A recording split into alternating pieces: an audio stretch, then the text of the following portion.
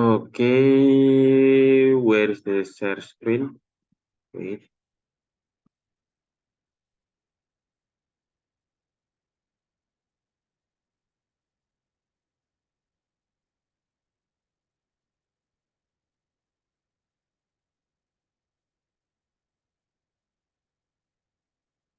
Identifying, today we will have a discussion, yeah, regarding your friend's presentation about a poetry, about rhyme, symbolism, and figurative language, yeah, with the title Stopping by Wood on Snow Evening. Before that, I will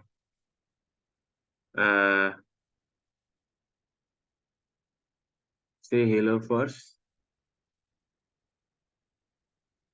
Ahmad Saiful Bahri and Tirtan, wrong class, I think. Yeah. Alvida, Rianinsani, sorry. Is she here? Alvida? No response. Larissa Artanti, present or absent today?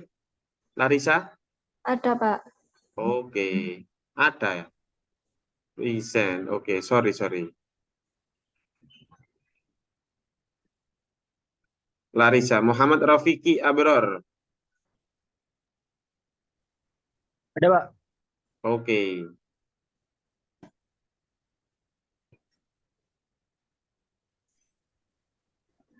Rafiki Abror, Nurholis Majid. Ada, Pak. Oke. Nurul Ma'rifatun Nisa. Hadir, Pak. Afifatus Valentina. Saya, Pak, saya. Oke. Alfredo Rizky. Alfredo? No response. Masih OTW katanya, Pak. Andri Yulia. Anggraini.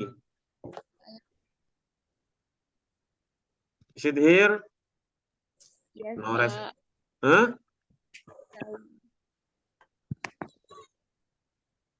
Saya, Andri Pak. Yulia? Saya, Pak.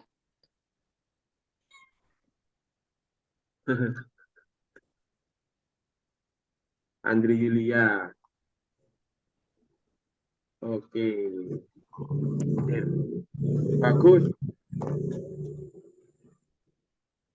Adianto. Bagus. Adianto Putra Pratama. Oke. Mas Bagus. Are you here? No response. Kenichi. Rama. Hariawan. Oke. Renata. Adel. Izin ke Izin? sudah hadir. Sudah hadir? Tidak hadir. Kenapa? Why? Is it sick? Sudah tadi izin Sudah, ke kamar Pak, mandi. saya hadir. Tadi saya izin ke kamar mandi. Cuci muka dulu ya. Biar semangat. Salma. Safira. Rita. Oke. Pak, mohon maaf untuk Alvida masih mendownload aplikasinya, Pak. Alvida proses. Oke. Tapi hadir ya. Hadir. Alvida ini presentasi. Yang presentasi kan? Coba saya ceknya. Alvida kemarin sudah. Sekarang harusnya itu Larissa ya. Is it right? It should be Iya, Pak, sama Andri. Mbak Larissa and Andri. Andri. Where is Andri? Oh, Andri Yulia. Oh, here. For the next presenter will be Mas Rafiki. Muhammad Rafiki Abror. Or Mas Bagus Adianto Putra Pratama. Is it right? For the next week? for the next presenter, next week presentation regarding the identifying intrinsic elements of drama, theme, plot, character, and symbolism with the title An Appointment in Samara. Yes, sir. You, who are you? I'm Rofiki, sir. You are Rafiki. Okay, Rafiki, you today, of course, your job is leading the discussion, just like Mbak Larissa yesterday, yeah, or Mbak Alvida. I forgot your name. Okay, Mas Rafiki, you are the moderator today. Okay, is it okay, Mas Rafiki? Just say hello. It's up to you. Just say your discussion, yeah. Clear. Mas Rafiki, Yes, sir. What? you becomes the moderator today. Are you ready, Oh. Mas Rafiki? I'm not ready, sir, because I'm driving. You are in the I'm on the way in the Sidoarjo, sir. on the way. Okay, another volunteer. Maybe your group, Mas Rafiki. You and who? Bagus is not ready, maybe, sir. Bagus also is not ready. Any volunteer to lead this discussion today? Discussion. Sorry, Pak. Untuk temanya saya hari ini kayaknya salah, Pak, yang bukan yang Louder. poin- I can't hear your voice. Your voice too weak. Mbak Alvida.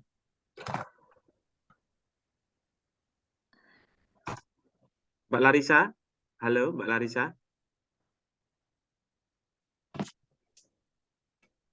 Mbak Larissa. Halo, Pak. Are you the presenter today, Mbak Larissa? Iya, Pak. Okay. Larissa, are you ready? Bentar, Pak. If you're ready, you can share your presentation. Okay. Any volunteer for being a moderator today? Any one of you?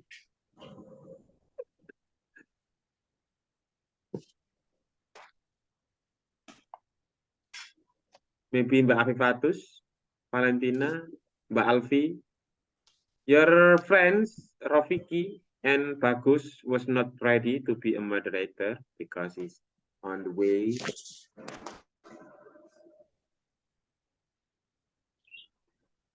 Mbak Larissa, who is your partner? saya, Pak. Mbak Andri Yulia.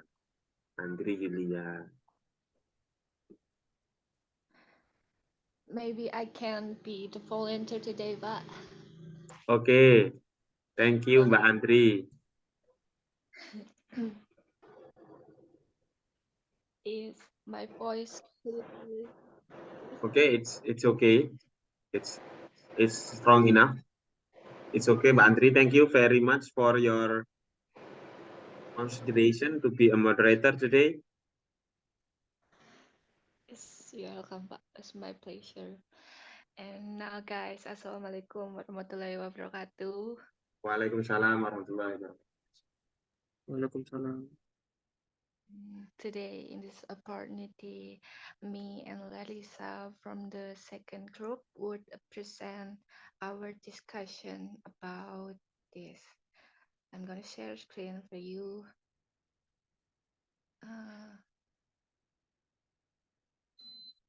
Screen.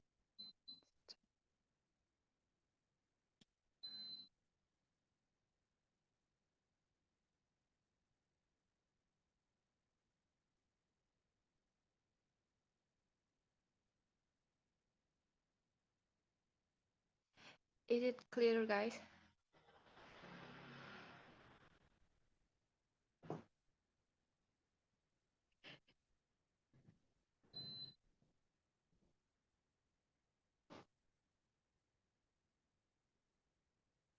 Hello, can you see my screen? Yeah.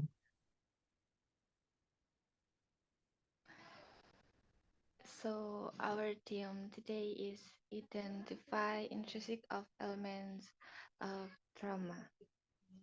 And Larissa, time is yours. An appointment in Samara.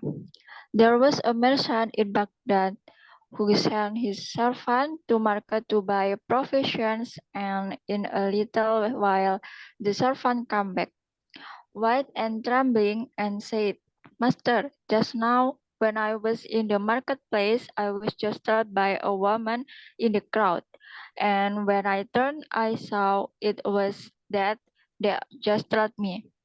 She looked at me and made a threatening gesture. Now, let me your house, and I will ride away from the city and avoid my fate. I will go to Samara in there that will not find me."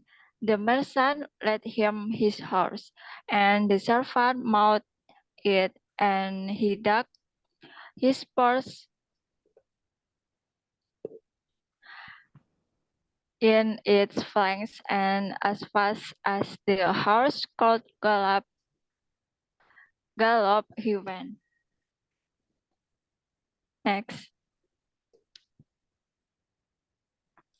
Then the merchant went down to the marketplace, and he saw me standing in the crowd, and he came to me and said, "Why did you make a threatening gesture to my servant when you saw him this morning?" "That was not a threatening gesture," I said. "It was only a start of surprise. I was astonished to see him in Baghdad, for I had an appointment with him tonight in Samara." Next.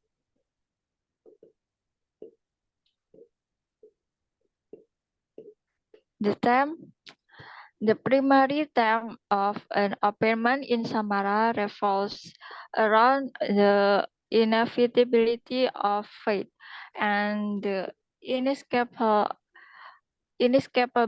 nature of death. The story suggests that individuals cannot evade their predetermined destinies, and attempts to do so may inadvertently lead to the very fate they seek to avoid. The theme explores the tensions between fate and free will, highlighting the fatality of trying to outrun or cheat death. Next.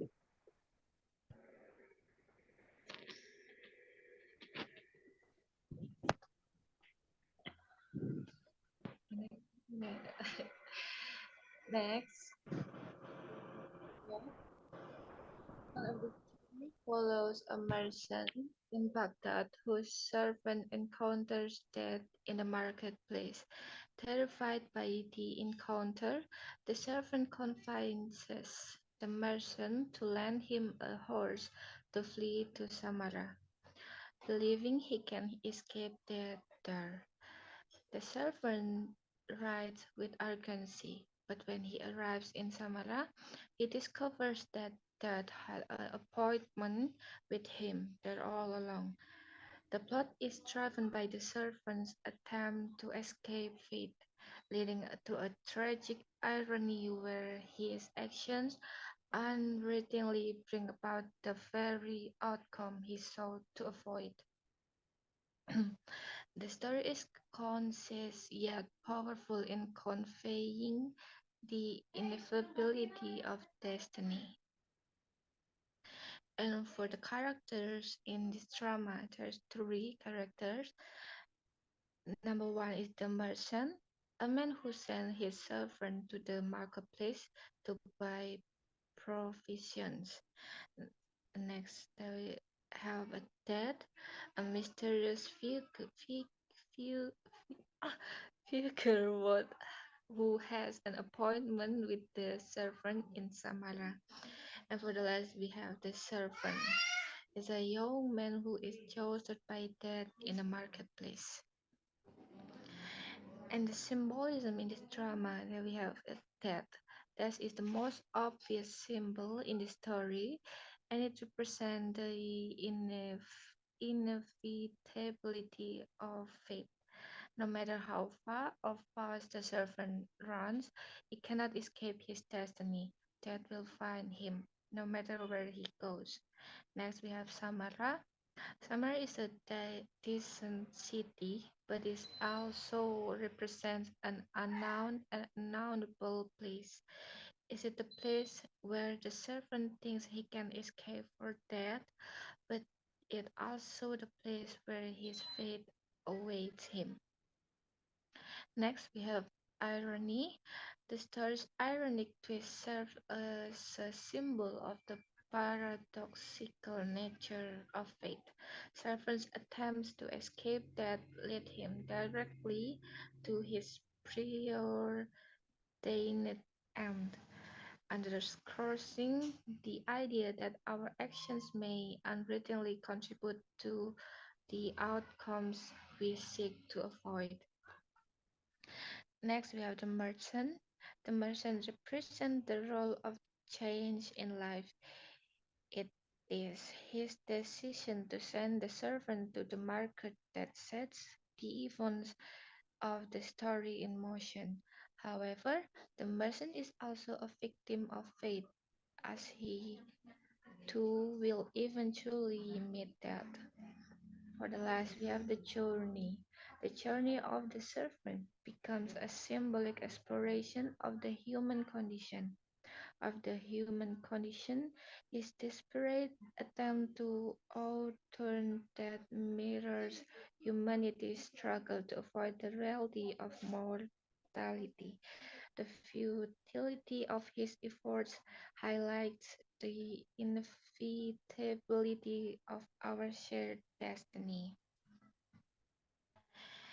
Thank you. There's our PowerPoint.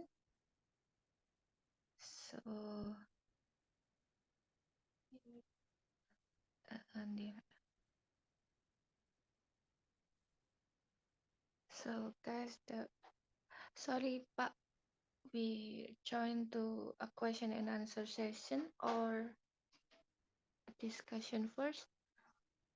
Answer and question first. Okay, guys, then we have a question and answer session. So if you have a question that you can ask to me and Larissa. Thank you.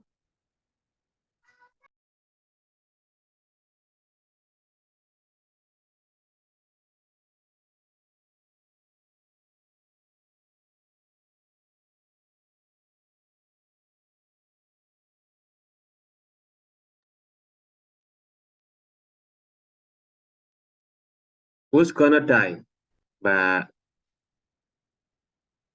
Mbak Larissa or Mbak Andri? Who's gonna die in these stories?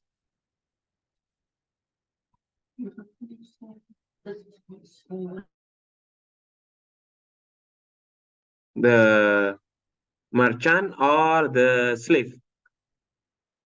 The servant, Pak.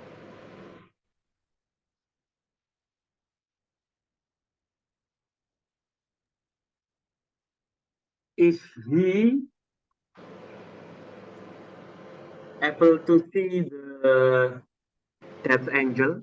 I think if he can see the death, Mbak Andri, or she or he, man or women?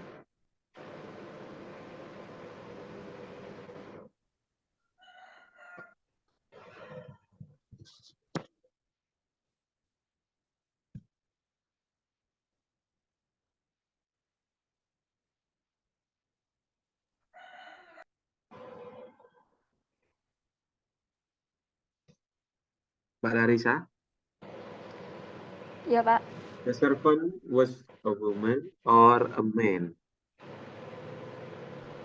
Woman. Yang that. The servant, The servant man. a man. Can he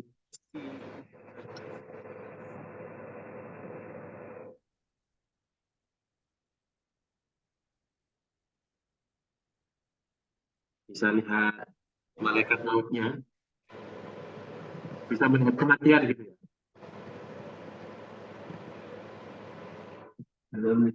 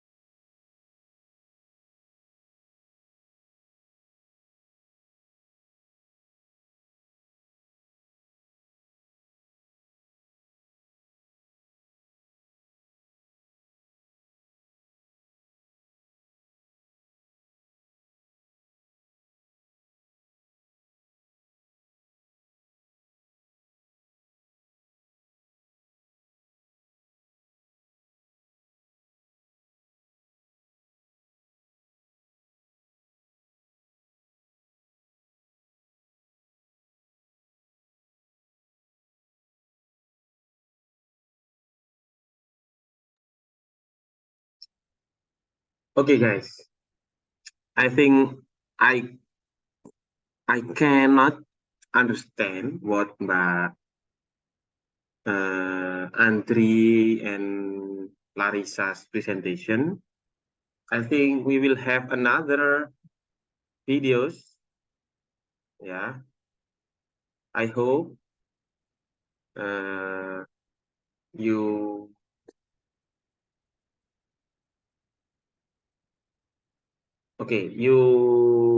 will give me an enlightenment for these videos.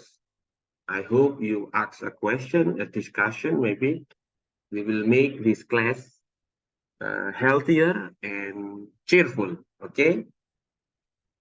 Here the summary of an appointment in Samara by John Uhar.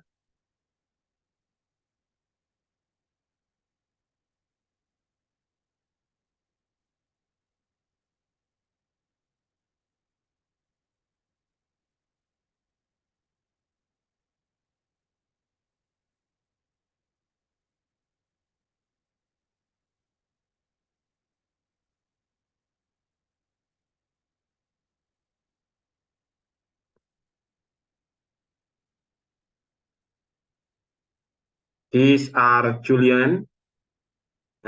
He is the merchant that Andries explained in her stories. And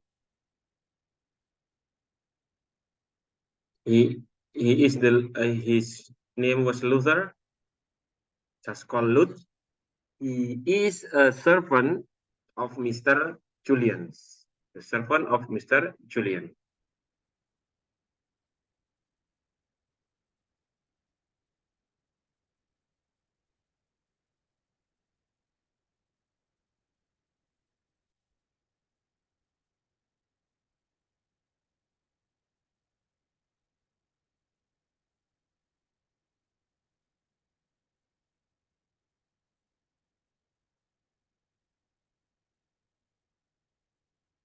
Okay. Julian's, after 3 days, he will be died. Okay. That's the point.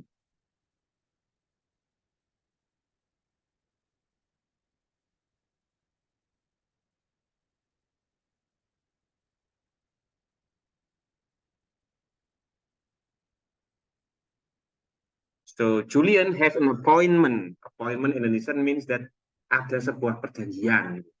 There are an appointment in Samara. Samara is kind of place that the death will take Julian's soul. Itu ya.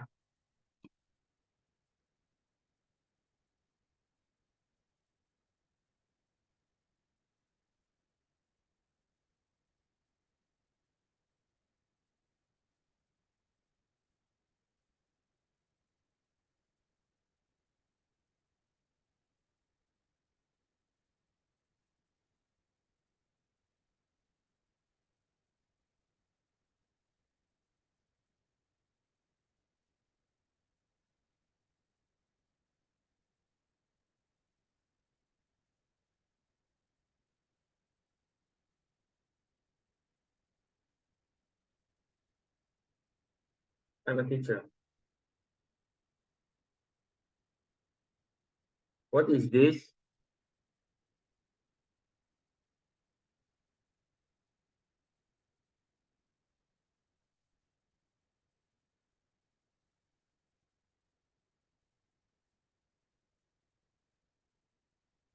Wait, just wait.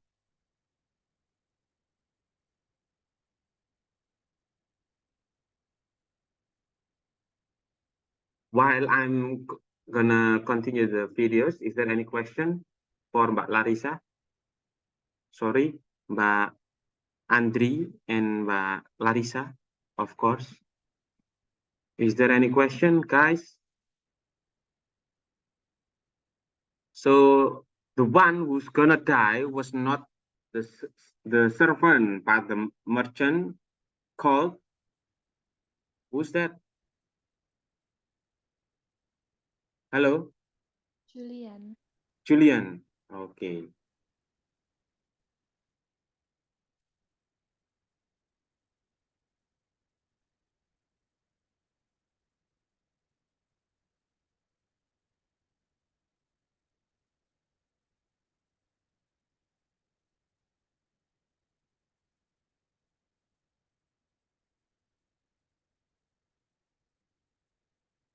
Oh, take a long time to create an account in Study.com. So the Julians, okay, I will tell you the rest. So Julians want to avoid her death, his death, by changing the servant, yeah, in the Christmas night, yeah, in the Christmas night, in the middle of the Christmas night, the Julian meet the death, yeah, but Julian as a merchant, yeah, did a negotiation with the death to prolong his death, yeah, to prolong his death. Julian says to the death that I want to die in the 26th December in Samara. Jadi Julian itu mau negosiasi sama deathnya untuk ini ya, untuk bertemu lagi gitu di Samara. Kamu boleh mencabut nyawaku, begitu katanya si Julian kepada si Death. Ya. But in the present day, in 26 December, the merchant, the Julian, he asks the Luther to go to the Samara to replace himself, ya. Jadi ingin menggantikan dirinya to meet the death, ketemu kematian. Jadi Julian ini mau ngakali malaikat kematian ini untuk memutuskan buahnya Luther yang dia nggak suka banget itu. Untuk pergi ke ini, untuk pergi ke Samara. Ada yang menebak selanjutnya itu dia ngapain? Death-nya itu ngapain? Mbak Andri mungkin sama Mbak Larissa. Bisa enggak kamu ini menebak apa yang terjadi selanjutnya? Halo? Kayaknya mati di meskipun bukan nggak di Samara tetap mati sih Pak. The Mati. servant, the merchant-nya. Iya. Maksudnya mati yang mati Luthernya atau si Julian yang mati? Julian. Are you sure? I'm not sure. But Ya yang lain? Ayo. Jadi Julian ini ya, having bad personality, dia punya reputasinya itu jelek gitu ya. Karena bisnismen ya, apapun segala cara digunakan untuk ngakali semuanya, bahkan kematian. Oke. Anyone?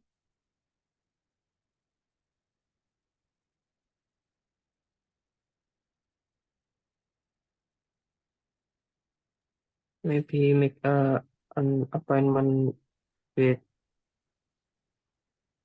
Luther, the servant.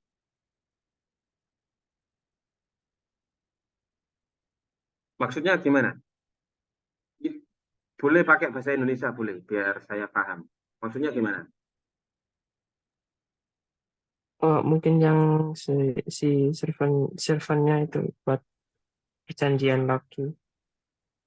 Oh, begitu. Jadi Luther buat perjanjian lagi dengan malaikat. Gimana perjanjiannya? Hmm. Ya, bahwasanya apa sih Julian untuk mengakali Julian mungkin. Oh, gitu ya. Nah, kali Julian gitu ya. Bagus. Jadi terserah kamu ya, boleh punya pikiran seperti itu. Ada yang lain lagi? Kira-kira mau ini habis ini itu ngapain ya ini si Julian sama si Luther ini ya? Biar biar apa? Ceritanya menarik begitu ya. Ini kan saya sudah share ini eh, ceritanya ini. Kamu bisa baca ini.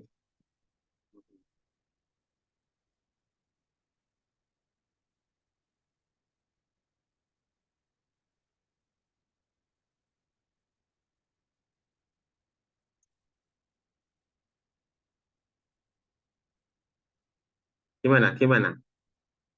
Hmm.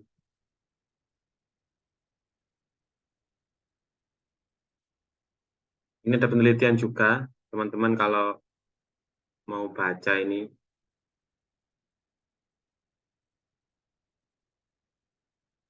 bisa di-download juga ini. Ada yang berpendapat yang lain?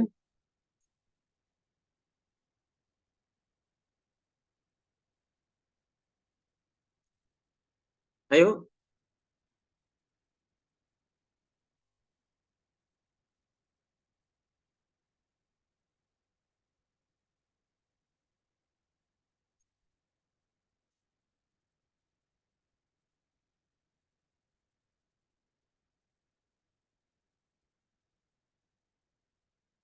Ayo.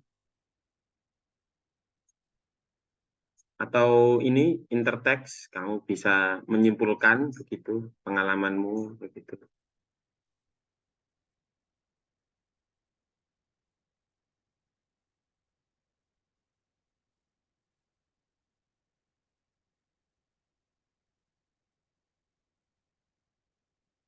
Ada yang mau berpendapat?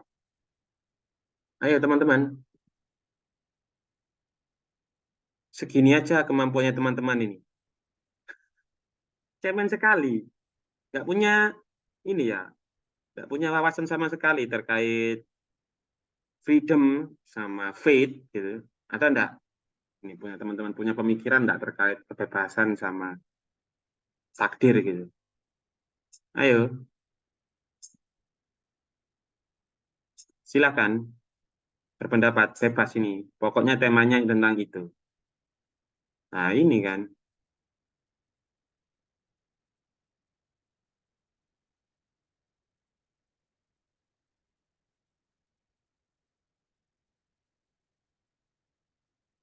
Nilainya jelek ini nanti kalau teman-teman enggak ada yang punya pendapat atau apa gitu. Mungkin kemarin nilai kamu tak kasih baik semua, itu sementara itu. Kalau iklim kelasnya itu kayak death itself ya, kayak kematian itu sendiri, nanti tak kasih kamu nilai jelek-jelek semua kamu. Ayo, terutama yang diem-diem ini nggak punya pendapat ini. Siapa ini? Mas Nurholis ini, Nurunisa, Renata, apa-apaan ini? Ayo, mana pendapatnya ini? Ini kan kita kan analisis ya. Kita kan analisis terkait simbol itu, terus gaya bahasa gitu.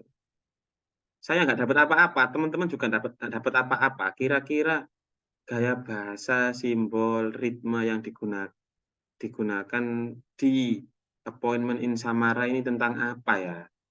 Atau plot, tema, ini. Pesan-pesan intrinsik di dalam drama itu tentang apa? Ini saya belum belum paham. Kalau kemarin saya maklumi ya, kamu masih pertama. Sekarang masa kayak gini lagi, apa? Kemampuanmu kayak gini-gini aja. Atau mau nggak lulus semua satu kelas ya? Iya, setuju? Setuju? Boleh. Oke, gitu dong. Kencang dulu baru berbicara. Siapa nih? Saya biar kenal juga, masih semester 3 ini. Mbak Andri dah. Mbak Afifatus ya, Mbak Afifatus. Silakan Mbak Afifatus.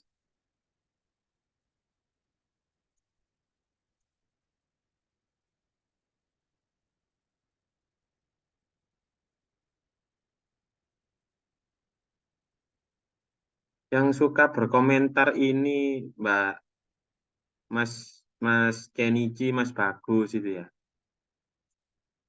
Mbak Salma, Mbak Afifatus. Yang lain saya belum pernah dengar suaranya. Tak pikir orang pendiam itu ini suka berimajinasi gitu ya, unik gitu pemikirannya. Ternyata tidur ini kayaknya. Iya, masih tidur dah ini kamu, teman-teman ini. Halo, Mohon maaf Pak, tadi saya habis dari kamar mandi, jadi nggak tahu. ke kamar mandi itu harusnya itu sebelum kuliah, pas kuliah ke kamar mandi. Ngapain? Ayo, I don't care about your bedroom or your sleepiness ya. Yang penting ini pendapatmu tentang ini tema apa hari ini itu tentang Appointment in Samara ini. Ini terkait temanya itu tentang kematian ya, temanya tentang ini ya, misteri itu ya, antara takdir yang ditentukan sama dirimu atau versus freedom, kamu berhak menentukan apa yang kamu. Kira-kira kamu take side yang mana?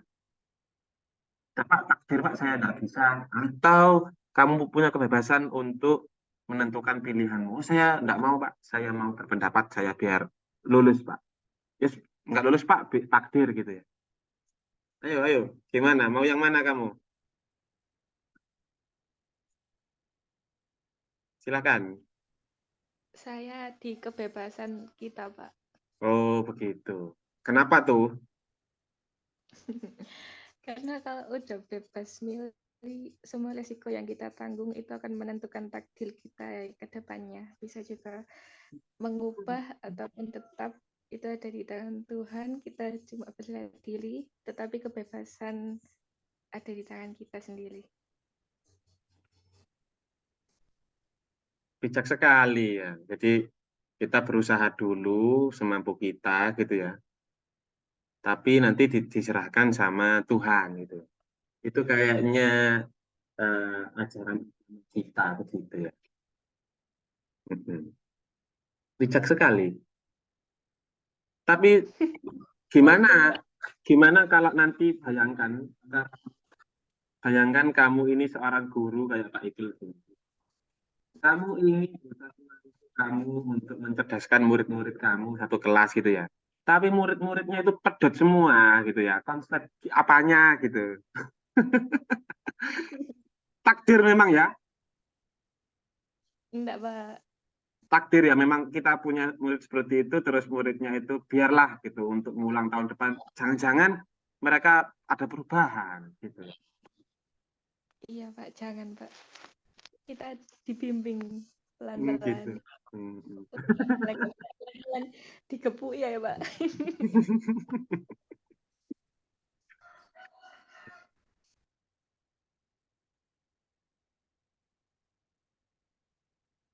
Kalau kita ngomongin agama, oke, ngomongin perspektif agama ya. Kita gara-gara Mbak Afifatus, kita ngomongin perspektif agama. Ada kalanya agama kita ngomong kalau rezeki, jodoh, dan kematian yang kita bicarakan saat ini itu di tangan Tuhan. Kita tidak bisa itu escape melakukan apa-apa kalau kematian sudah. Kita mau berusaha apa lagi ini melawan apa kematian. Kayaknya satu orang pun di dunia ini tidak bisa melawan kematian gitu ya. Bahkan dewa kematian pun nanti akan mati juga kalau ada waktunya gitu ya. Gimana tuh? Mm-mm. Ada kalau ngomongin perspektif usaha, oke, fine, usaha. Tapi ada hal yang tidak bisa kita ulik-ulik. Ya ini kematian, nggak salah ya. Ya, kalau nggak salah ya ini ya, jodoh atau rezeki atau apa gitu. Nah, teman-teman ada yang mau berpendapat nih,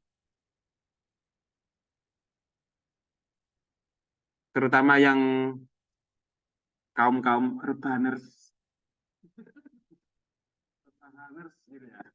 Ini ya sudahlah Pak, kita akan Pak, apa,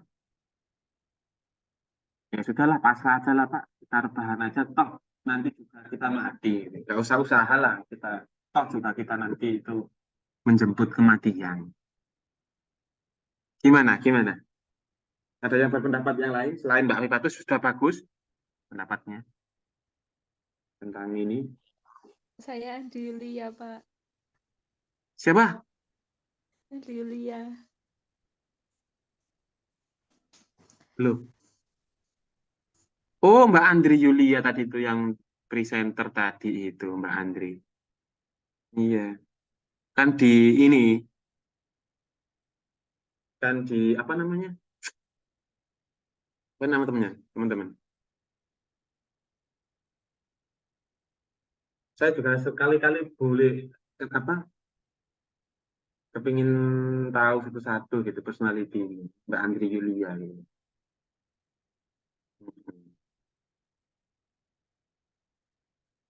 Ada yang lain? Ada yang lain berpendapat?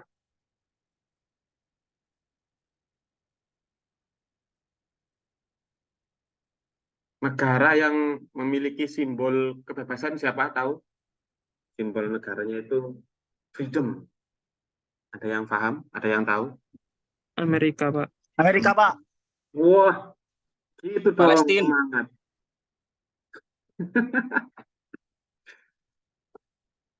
Kenapa Amerika kok dikatakan ini negara yang freedom gitu ya? Kenapa tuh?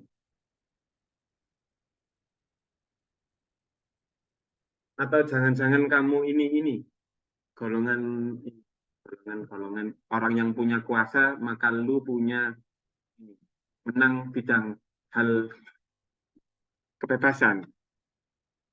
Ayo, orang yang punya kebebasan itu berarti kalau Amerika, berarti mereka yang punya kekuatan gitu ya. Definisi kebebasan dulu. Ada yang mau berpendapat? Kalau kamu bilang Amerika, negara yang paling bebas gitu ya. Dalam hal apanya? Definisikan. Kalau Amerika mencakup dari semua hal Pak, dari ekonomi, dari di di PBB juga dia sangat berpengaruh Pak. Oh, berarti seluruh hal gitu ya. Mas Rofik ya. Mas Rofik, Mas Rofik. Anak Bali itu ya, teman kamu yang dari Bali itu. Betul. Kalau Insya Allah Pak. kalau nggak lihat, kok insya Allah itu. Suaranya sih, saya ingat suaranya sih. Kalau kebebasan itu diukur dari materi, maksudnya itu materi. Amerika memang itu ya punya segala-galanya, gitu, punya kekuatan dari segala. Tapi riset mengatakan, bukan hanya bunuh diri ya, angka crimes, misalnya crimes itu apa? Kejahatan di Amerika itu tertinggi. Jadi tiap detik itu katanya ada ambulans yang lalu lalang untuk menyelamatkan korban ditembak gitu ya. Bahkan di sana itu kalau punya mobil itu di Amerika itu nggak dikunci, dibiarkan terbuka pintunya supaya apa? Pencuri nggak mecahkan kaca mobilnya. Karena kaca mobilnya mungkin mahal, terus di dalamnya nggak ada apa-apa, dibiarkan terbuka gitu. Jadi kalau kita riset gitu ya, atau kita search aja di Google, angka kejahatan tertinggi di dunia. Nah, tertinggi di dunia itu di mana? Kita lihat. 10 negara dengan tingkat kejahatan tertinggi dunia. Tahun berapa nih? Oh, yang pertama bukan Amerika ya. Tapi apakah Amerika masuk di dalamnya? Papua Nugini. Papua Nugini ini kan sebelahan sama negara kita itu ya. Afrika Selatan, Afghanistan, Honduras, Trinidad, Guyana, El Salvador, Brazil, Jamaika. Kok nggak ada Amerikanya? Venezuela yang tertinggi. Ini aja.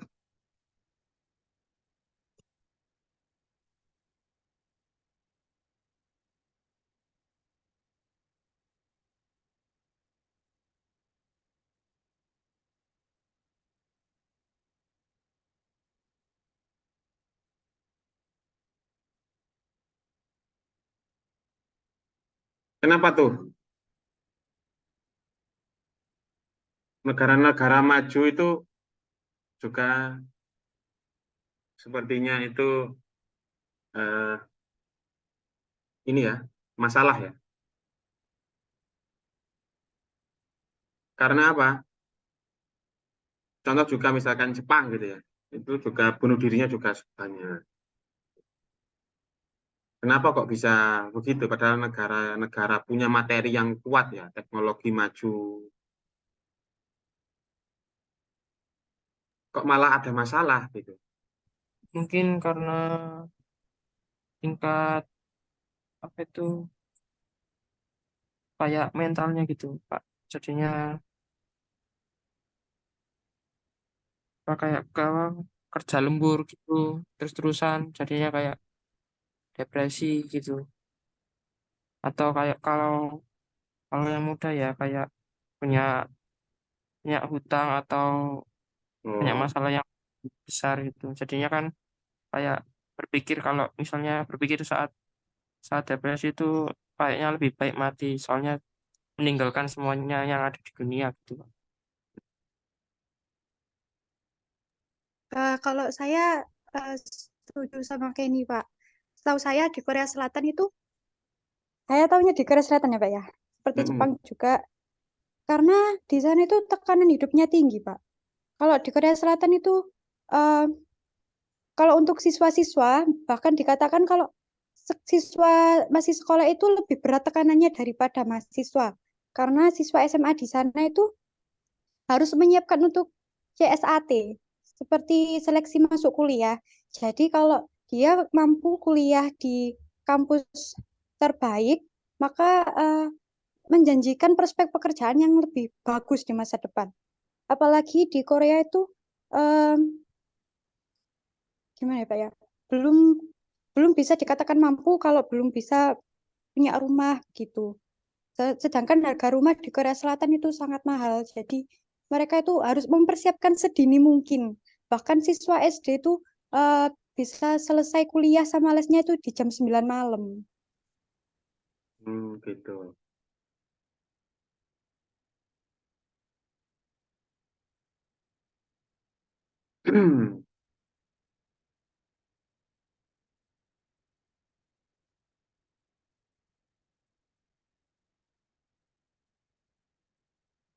Iya, iya, iya. Jadi negara maju itu justru yang malah ini ya, nggak merdeka ya, karena dituntut sama pekerjaan, sama apa namanya, karir, pendidikan, gitu ya. Iya kan? Iya Pak. Mm-mm. Justru berarti negara yang nggak dituntut sama macam-macam, justru yang lebih merdeka ya. Intinya begitu ya. Mm-mm. Kalau santai aja, nggak usah ngapa-ngapain gitu ya. Ya ngapa-ngapain tapi seperlunya lah. Misalkan kita nggak usah beli, contoh, ya. Bukan promosi. Contoh misalkan kita beli Starbucks 89.000. Kita beliin aja kopi saset gitu kan. 5.000. Jadi harganya itu 20 kali lipatnya. Mending gitu aja. Kamu nggak usah makan stik-stikan gitu ya. Makan telur sama tempe tahu kan sudah hidup kan? Iya kan? Iya, bener nggak? Iya Pak. Mm-mm.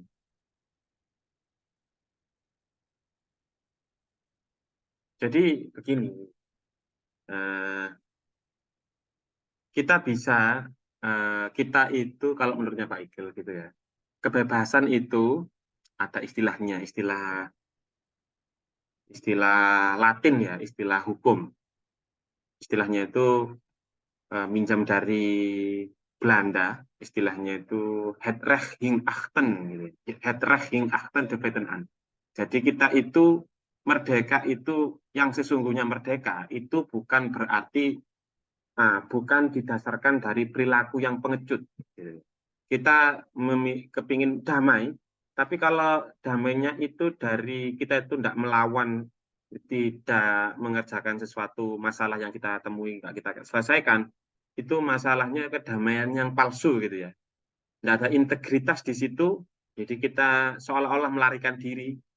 Kedamaiannya itu kedamaian yang fiktif gitu ya, fiktif. Sama halnya dengan Amerika, dia Venezuela ini terutama, dia itu orang-orangnya merdeka, memang merdeka, tapi ketika ada sesuatu yang misalkan contoh crimes gitu ya, di berita ada yang dibunuh misalkan gitu, terus dia tidak bisa melakukan apa-apa, dia hanya melarikan diri, dia tidak punya tujuan hidup gitu ya. Kamu tidak punya apa, freedom saya itu merdeka dari apa? Kita kan sudah merdeka, terus merdeka dari penjajahan, nah sudah merdeka, kita nggak dijajah gitu ya. Akhirnya ada berita-berita pembunuhan, pemerkosaan, terus perampokan gitu ya. Tapi kamu nggak bisa ngapa-ngapain kan? Kamu nggak bisa ngapa-ngapain. Nah, di situ titik lemahnya, ignorance-nya. Jadi misalkan Palestina dibom ribuan apa sama ini ya, bom fosfor gitu ya. Tapi belahan dunia yang lain dia nggak bisa ngapa-ngapain gitu. Dia sejatinya mereka nggak tahu tahu harus ngapain, tapi mereka nggak bisa ngapa-ngapain. Nah, hal ini yang jadi ignorance yang seperti ini memunculkan aksi-aksi yang dikatakan, yang kita ketahui sebagai teror. Motivasi yang pertama itu ignorance ya. Ignorance itu bahasa Indonesianya apa sih? Kita apatis lah gitu ya, apatis. Misalkan negara-negara Indonesia, di Indonesia apatis, ada pembunuhan, kita nggak ngapain gitu ya. Nah, apatis, tindakan yang apatis ini yang memunculkan konflik di Amerika, Venezuela, di macam-macam belahan dunia yang lain, itu yang menimbulkan kekacauan. Tidak percayaan kepada pemerintah dalam mengatasi sebuah kejahatan gitu ya. Ya, dikatakan freedom memang itu sebuah kutukan. Karena apa? Kalau kita punya kebebasan yang mutlak, tentunya apapun yang kita inginkan akan kita peroleh dengan segala usaha kita. Jadi contohnya merchant untuk mengakali debt-nya, dia menyuruh slave-nya, karyawannya, si Luther, untuk menggantikan dia untuk meninggal dunia. Itu kan. Yang meninggal siapa? Tetap Luther yang meninggal. Tetapi rasa bersalah, ignorance-nya, rasa bersalahnya yang menghantui si tadi itu Jonathan, si Marchand, itu yang bikin dia itu hidup, tapi dia sebenarnya itu dihantui oleh rasa bersalah. Teman-temannya, oleh istrinya yang cantik gitu ya. Ya seperti zombie lah kalau kata kamu gitu. Nah itu, endingnya seperti itu, versi saya. Jadi yang mati tadi katanya si siapa tadi itu? Si Mbak tadi itu siapa? Mbak Andri, Yulia, Mbak Andri bilangnya yang meninggal si si servant ya, betul, yang meninggal itu servant. Yang meninggal memang si servant, nggak apa-apa. Tapi yang menghantui dirinya tiap malam, akhirnya apa? Si Jonathan, tadi si merchant, itu bunuh diri, ditembak sendiri kepalanya pakai pistol. Dia bunuh diri karena nggak kuat sama tekanannya. Lah, negara-negara Korea, Jepang, terus Amerika itu angka bunuh dirinya tinggi, betul. Ya itu faktornya, bukan hanya karena tekanan, karena banyak rasa bersalah yang sudah tertimbun di dalam hatinya. Gitu kan? Rasa bersalah macam-macam, karena tidak mampunya dirinya untuk memenuhi keinginan orang tuanya, misalkan. Dituntut untuk belajar, be number one, tapi dia nggak bisa, akhirnya dia itu bunuh diri. Ya, di Indonesia juga seperti itu juga sering ya kita temui.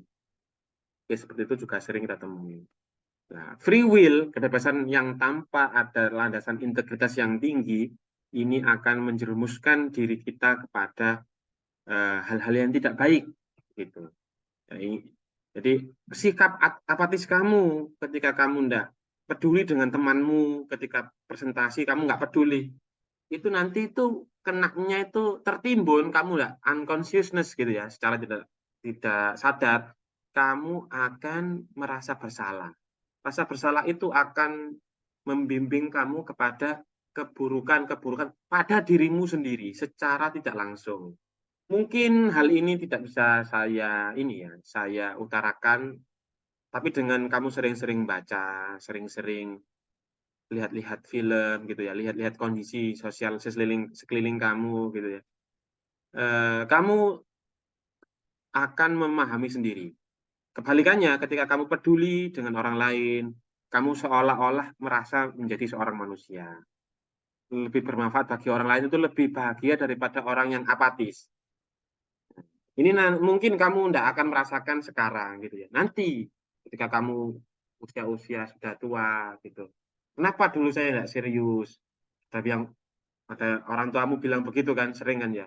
Kamu seorang yang serius, nanti kamu menyesal di kemudian hari. Ya itu memang benar. Kalau kamu tidak serius, yang berdampak itu yang punya manfaat ya dirimu sendiri.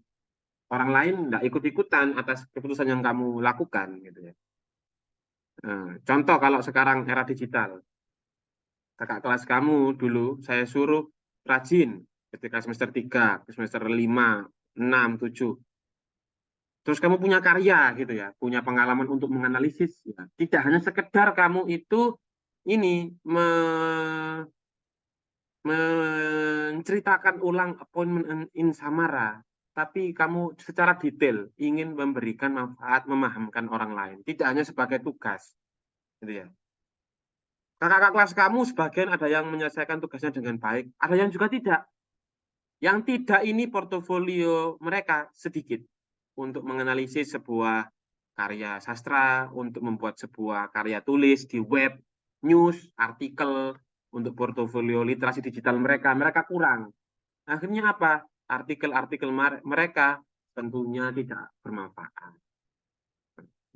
Mereka juga masih mencari-cari pekerjaan sampai sekarang karena portofolio mereka rendah. Saya mengingatkan kepada kamu semester 3 ini, kamu kalau nggak serius di semester 3 mending nggak usah kuliah. Gitu. Nah, ya nanti yang bermanfaat, masa saya yang dapat manfaatnya? Ya kamu sendiri. Menganalisis sebuah novel, itu sekarang penting. AI itu sudah ada ya. Untuk membuat sebuah kata-kata sudah ada. Tapi kreativitas itu tidak bisa diciptakan oleh AI. Kamu sendiri yang punya kreativitas itu, punya imajinasi itu kamu sendiri. Ini saya camkan mumpung kamu semester 3 ya. Minggu depan saya harap ada perbaikan. Saya apresiasi hari ini tidak masalah. Tapi perbaikan itu tetap harus berlanjut ya. Sampai nanti UAS kalau hasilnya tetap sama, omongannya Pak Ikil lihat, nanti pasti kamu sebagai ada yang nggak lulus, sebagian lulus gitu.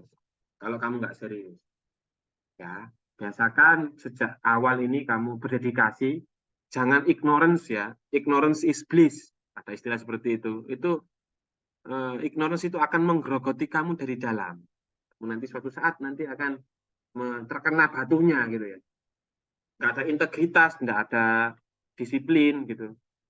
Saya orang sastra, sama saya juga orang suka rebahan gitu ya. Tapi kalau tugas-tugasnya saya selesaikan semaksimal mungkin, harus apa? Disiplin gitu. Kalau nggak ada disiplin, tepat waktu, menghargai waktu gitu, nanti kamu sendiri yang ini punya masalah tersendiri nanti di suatu saat nanti. Mumpung semester 3, teman-teman ya. Mumpung semester 3, saya mengingatkan kamu untuk bersikap disiplin, penuh dengan rasa hormat, menghormati teman kamu juga, peduli dengan teman-teman kamu yang lain, dengan Pak Iklil. Nah, kalau kamu menghormati saya juga menghormati kamu. Gitu. Kalau kita tidak ada bound, tidak ada ikatan gitu ya. Saya ketika nilai puas kamu ya saya nggak ada ikatan sesuai dengan nilai yang saya lihat, saya secara deskriptif saya lihat. Kalau jelek ya saya bilang jelek. Itu kalau kamu nggak mau share, kalau nggak ada bound gitu. Saya harap minggu depan kamu lebih kuat lagi dalam berargumen, cari masalah, terus analogikakan dengan kehidupan kamu sehari-hari. Nah, apa itu namanya kan feed respon yang kemarin Rosenwald yang saya kasih materi sebelum UTS dulu. Cukup itu dari Pak Iklil ya. Kalau kepingin tahu tema-tema novel atau cerita atau film yang sejenis dengan freedom, kebebasan, cari yang aktor utamanya itu yang biasanya itu temanya, itu plotnya itu bunuh diri. Banyak ya, bisa karya-karyanya yang bunuh diri itu dari Brasil itu ada karyanya Paulo Coelho, judulnya itu Veronica Decide to Die. Ada yang ini, ada juga yang film Jepang, judulnya itu Sunanu Una. Pokoknya cari-cari yang bunuh diri begitu. Nah, itu biasanya itu dapat penghargaan. Si Joker yang di film Batman itu kan karakternya itu kan freedom, ya kebebasan. Dia membunuh karakternya dirinya sendiri sebagai seorang yang baik menjadi orang yang jahat. Nggak harus bunuh diri secara fisik, tapi secara mental juga bisa. Itu kan dikarenakan banyaknya kejahatan-kejahatan di Amerika gitu ya, di kota Gotham City. Gitu. Akhirnya muncul orang-orang yang seperti Joker. Ignorance itu yang berbahaya. Ignorance itu, kejahatan itu tidak dimulai dari hal-hal yang langsung bom gitu ya, atau membunuh orang, tidak. Awalnya itu diawali kayak kamu gini, kamu nggak ngerjakan tugas kamu dengan baik, disuruh orang tua nggak mengindahkan, terus lama-lama kamu jadi penjahat, lama-lama jadi koruptor, gitu ya. Kalau kayak gitu buat apa saya ngasih tugas, mending nggak usah ikut kelas saya, toh saya juga nggak masalah ketika kamu nggak lulus semua gitu kan. Nggak ada efeknya saya ketika kamu nggak lulus semua gitu, nggak ngefek, justru kamu yang ngefek. Mulai detik ini tidak hanya di dalam kelas saya Pak Iklil ya, kelas-kelas yang lain juga harus kamu punya integritas yang tinggi. Saya hargai di situ. Kalau kamu hanya sekedar mengerjakan tugas, oke, nanti saya juga akan sekedar menilai kamu sesuai dengan realita yang ada. Oke, mungkin saya cukupkan hari ini. Kamu ada kelas lain, ada waktu 15 menit untuk kamu pergi ke kampus kalau nggak online gitu ya. Waktunya Bu yang lain, Ibu guru yang lain. Untuk hari ini kita cukupkan. Untuk minggu depan ingat tugas kamu tentang, kalau nggak salah ini ya, puisi Stopping by the Wood of on Snow Evening, atau yang film Prince Mononoke. Kamu kan pernah lihat kan apa movie thriller gitu ya, spoiler atau thriller gitu ya, spoil dikit-dikit gitu ya. Kamu buat atau sedikit-sedikit gitu movie thriller tentang Prince Mononoke. Teman-teman, kalau kamu PPT itu kayaknya nggak paham gitu. Butuh ada video atau gambar untuk yang menjelaskan ceritanya Prince Mononoke. Minggu depan saya harapkan seperti itu. Untuk hari ini kita cukupkan. Sekian. Terima kasih. Kalau ada pertanyaan, saya akhiri. Assalamualaikum warahmatullahi wabarakatuh. Waalaikumsalam warahmatullahi Saya izin end meeting dulu ya. wabarakatuh. Siapa?